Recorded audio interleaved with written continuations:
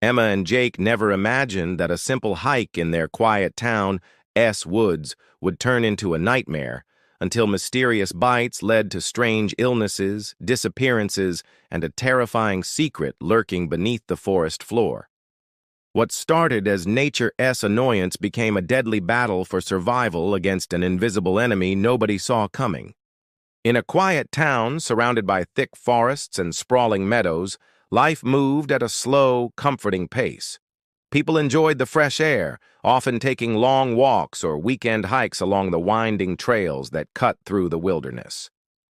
The town was a close-knit community where everyone knew each other, and the dangers of the outside world seemed distant and unlikely. However, as spring arrived, bringing with it warm sunshine and blossoming flowers, an invisible threat began to emerge, hidden in the underbrush and tall grass. One early morning, a local hiker set out on his usual trail, eager to enjoy the fresh spring air. He was an experienced outdoorsman who knew the woods well, never worrying much about the tiny insects and bugs that lived there. But this time, something was different. The forest was unusually quiet, and a subtle unease seemed to hang in the air.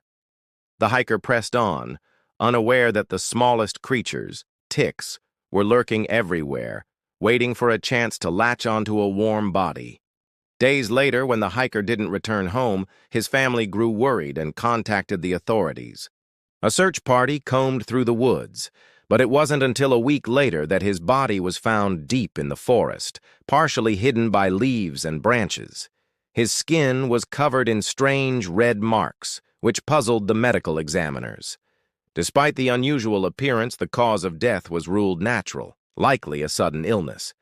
However, whispers spread among the townspeople about the strange spots on his skin and the suddenness of his death. In the following weeks, more residents began to experience mysterious symptoms. It started with mild fevers and headaches, but soon escalated to severe fatigue, muscle pain, and rashes that spread in circular patterns on their bodies. These rashes, often described as bullseye-shaped, became a grim signature of a growing health crisis. People who had spent time outdoors were especially affected, but no one could explain why the illness was spreading so rapidly. Local healthcare providers were baffled by the strange symptoms and the number of cases appearing in such a short time. The town's small clinic was overwhelmed, and the community's once peaceful atmosphere grew tense. There was fear in the air, fueled by uncertainty and a lack of answers. Families started avoiding the woods altogether, but some had already been exposed without realizing it. As the number of sick people increased, a nurse working at the clinic began to notice a disturbing pattern. Almost all of the patients had one thing in common. They had been bitten by ticks. She researched further and discovered that ticks are known to carry dangerous diseases, but what was happening in this town seemed different from typical cases. The ticks appeared to be unusually aggressive and seemed to be infecting people at a faster rate. The nurse alerted the town's health department, sparking an investigation into the source of the outbreak. Experts came in to inspect the areas where the ticks were most prevalent. What they found only deepened the mystery. Ticks were not only abundant in the woods, but had somehow made their way into people's backyards, pets' fur, and even cars. The infestation was unlike anything the town had seen before. With every day that passed, the threat grew more urgent.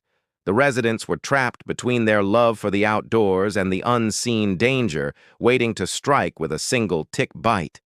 The stage was set for a battle against an enemy so small it was nearly invisible, yet powerful enough to change the lives of everyone in the town forever. As the mysterious illness spread, the town's anxiety deepened. People who had once enjoyed walking through the woods now found themselves fearful of even stepping outside. Symptoms worsened for many. High fevers sapped their strength. Headaches became relentless, and the strange circular rashes grew more pronounced. Doctors struggled to identify the exact cause, and despite their best efforts, treatments brought only limited relief. Hospitals filled up with patients showing similar signs, and rumors began to swirl about a deadly new disease sweeping through the area. The local nurse who first suspected ticks continued her investigation quietly, determined to find answers. She collected samples from patients' skin and clothing, searching for clues. The ticks she found were unlike the typical black-legged ticks known in the region. These ticks appeared tougher, larger, and more aggressive. They clung stubbornly to skin and fabric, resisting removal and showing signs of immunity to common repellents and insecticides. It was clear the infestation was far worse than anyone had realized. Worse still, the ticks were no longer confined to the forest edges. Reports came in of ticks being discovered inside homes, hidden in carpets, crawling on furniture, and even clinging to pets who had brought them indoors. Cars parked near wooded areas were found to harbor these tiny invaders, leaving people wondering if there was truly any safe place left. Panic began to set in as the town realized this was not a simple case of seasonal tick bites, but a full-blown crisis with no easy solution. The health department launched a thorough investigation, sending teams to test soil, vegetation, and water sources. They searched for the origin of the outbreak but found no clear explanation. The ticks seemed to be thriving in an unprecedented way, multiplying rapidly and showing resistance to every measure taken against them. Scientists speculated that some environmental change might have caused this sudden growth, but nothing concrete could be confirmed. As fear spread, the town's social fabric began to unravel. Schools temporarily closed, outdoor events were canceled, and neighbors who once gathered regularly now avoided contact. People isolated themselves to avoid being bitten, wearing long sleeves, pants, and hats, even in the heat of summer. Yet, despite all precautions, the infection rate kept climbing. The invisible enemy was relentless. A deeper, more unsettling truth emerged when some residents who had been bitten started to exhibit odd behavior. They became irritable, confused, and, in some cases, aggressive. Medical professionals were alarmed by these neurological symptoms, suspecting that the infection might be affecting the brain. It was a chilling development, suggesting the disease was far more dangerous than previously thought. In response, experts began testing new treatments and strategies, but progress was slow and often ineffective. The aggressive ticks, combined with the elusive nature of the illness, created a perfect storm. The town was caught in a terrifying limbo, too dangerous to return to normal life, but desperate for answers and relief.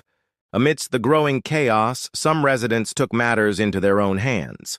They started sharing tips and remedies to protect themselves from tick bites, from using natural oils to crafting homemade barriers. Small groups ventured cautiously into the woods, trying to map tick hotspots and gather data. Community meetings focused on education and prevention, hoping to reduce the spread and protect the vulnerable. Despite the fear and uncertainty, a fragile determination took hold. The town realized that surviving this outbreak would require knowledge, vigilance, and cooperation. Though the ticks remained hidden and dangerous, the people refused to give up. The battle was far from over, but the first steps toward understanding and fighting back had been taken. The investigation into the tick outbreak took a surprising turn when a park ranger, while exploring a rarely visited part of the forest, stumbled upon an old, forgotten campsite. The site was hidden beneath overgrown bushes and fallen branches, making it nearly invisible to casual passers-by. Among the debris, the ranger found discarded containers of insecticides, worn notebooks filled with notes and diagrams, and strange scientific equipment that seemed out of place in the remote wilderness. This discovery raised immediate questions. Who had been working here, and why had they left so abruptly? Experts called in to examine the site quickly realized this was no ordinary campsite. The insecticides were of an experimental kind, designed to combat ticks and other insects. The notebooks contained detailed records of attempts to genetically modify ticks to create strains resistant to chemicals and capable of surviving harsh conditions. It appeared that someone had been conducting secret experiments on the very creatures terrorizing the town. The equipment suggested that this was not a casual hobbyist, but rather a serious scientific endeavor. The revelation sent shockwaves through the community and the health authorities. The idea that the outbreak might be linked to a rogue experiment was chilling. Had the genetically altered ticks escaped containment? Was this outbreak an unintended consequence of human interference with nature? Or worse, could it have been deliberately released? The questions piled up, but few answers came. As investigators delved deeper, they discovered that the experiments had been funded by a private organization with shadowy ties, operating under the radar for years. There was little public information about the group, and their motivations remained unclear. Some speculated they were trying to develop a method to control tick populations worldwide, while others feared darker intentions, perhaps biological warfare or unethical testing. Meanwhile, the ticks themselves displayed alarming characteristics. Unlike regular ticks, these genetically altered ones were more resilient and aggressive. They reproduced rapidly and seemed to adapt quickly to new environments, making containment nearly impossible. Their bites caused more severe infections and unusual symptoms that baffled doctors. The connection between the experiments and the outbreak was undeniable. The community's trust was shattered. People wondered if they had been unknowingly exposed to dangerous science gone wrong. Fear turned to anger, and demand grew for accountability and answers. The health department and law enforcement agencies launched a joint investigation to track down those responsible and stop further experimentation. In the midst of this turmoil, the disease continued to spread. Some victims developed neurological symptoms, confusion, memory loss, and strange behavioral changes that indicated the infection was attacking more than just the body. The medical community raced to understand the illness, testing new treatments and searching for a cure. Despite the grim situation, a few rays of hope emerged. Local botanists began exploring native plants with natural insect-repelling properties, hoping to find an effective defense against the ticks. Community groups organized awareness campaigns, teaching residents how to identify tick habitats, properly remove ticks, and protect themselves when outdoors. The discovery of the secret experiments deepened the mystery and raised urgent questions about ethics, science, and safety. The town faced a frightening new reality, a battle not just against nature, but against human-made threats that blurred the line between science and danger. The fight to protect the community and stop the outbreak had become a race against time, with no guarantees of victory. As the investigation into the outbreak intensified, the situation in the town grew more dire. Residents who had been bitten by ticks began to disappear under mysterious circumstances. At first, it was only a few isolated cases, people vanishing overnight without explanation. Search parties found some of them days later, deep in the forest or along abandoned trails, disoriented and showing signs of severe illness. The telltale tick bites were still fresh on their skin, but the symptoms went beyond anything previously seen. Medical professionals observed disturbing neurological changes in these individuals. They displayed confusion, erratic behavior, and sometimes sudden bursts of aggression. It became clear that the infection was not just physical, but also affecting the brain. Scientists feared that the disease might be altering brain chemistry or even manipulating behavior. The implications were terrifying. People infected with the tick-borne illness were no longer entirely themselves, and their unpredictable actions posed new dangers. Authorities quickly established quarantine zones and began tracking cases with greater urgency. But the infected individuals, sometimes wandering into populated areas, created chaos. Accidents and confrontations increased, straining emergency services and spreading fear throughout the community. Families were torn apart as loved ones struggled with sudden personality changes or vanished for days at a time. In response, public health officials and scientists redoubled their efforts to understand the disease and develop treatments. Blood samples and tissue from affected patients were studied in labs, searching for clues about the infection's effects on the nervous system. Researchers also examined the ticks themselves, analyzing their genetic makeup and behavior to uncover why this outbreak was so severe. Despite these efforts, progress was slow. The ticks continued to spread, and new cases appeared daily. Attempts to control the population through pesticides and burning infested areas yielded limited results. The genetically modified ticks proved remarkably resilient, adapting quickly and evading traditional methods. The forest, once a place of peace and recreation, had become a dangerous zone best avoided at all costs. Amidst the growing crisis, community members came together to protect one another. Volunteer groups formed to educate people about tick bite prevention, emphasizing the importance of checking for ticks after spending time outdoors and removing them promptly. Schools held special sessions to teach children how to stay safe. Homemade repellents made from natural ingredients began circulating, offering some hope against the resilient insects. As the town grappled with the outbreak, the psychological toll became evident. Fear and paranoia spread almost as fast as the disease. Trust in authorities wavered as rumors of cover-ups and hidden agendas circulated.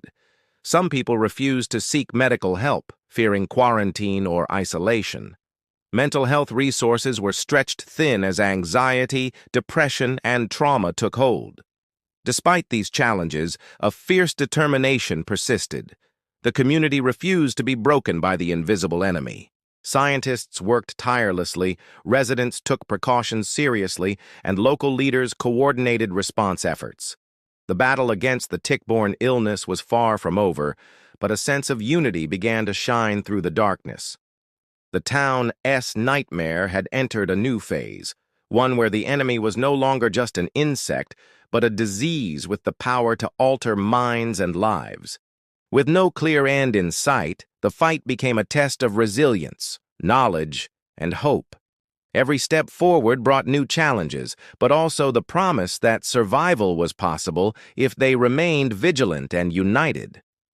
Just when the situation seemed hopeless and the community was on the brink of despair, a surprising discovery brought renewed hope. A group of local residents, including botanists and herbalists, began exploring traditional remedies and native plants known to repel insects naturally. These plants, long used by indigenous peoples, had been largely forgotten in the rush to rely on chemical repellents. Among them were species with strong scents and oils that seemed to confuse or deter ticks from attaching to skin and clothing. Experimenting with crushed leaves and extracts, the group found that these natural remedies worked better than any chemical spray they had tried.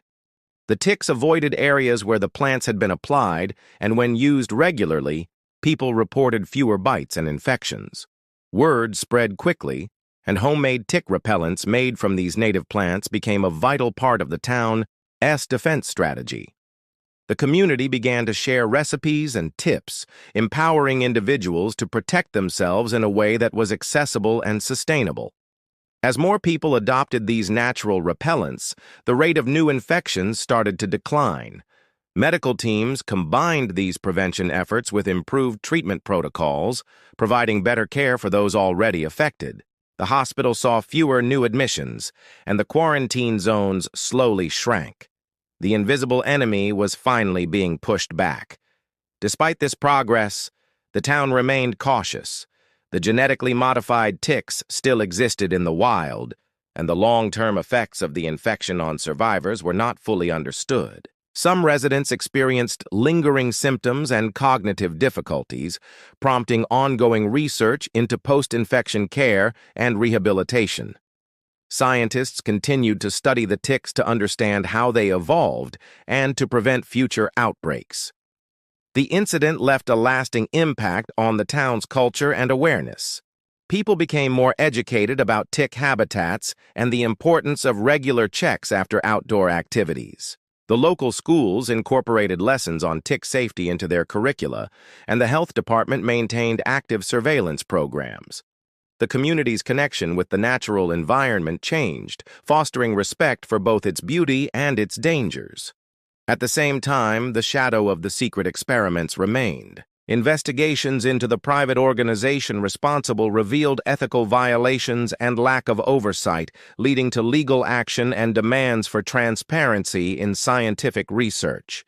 The outbreak served as a cautionary tale about the risks of unchecked experimentation and the delicate balance between science and nature.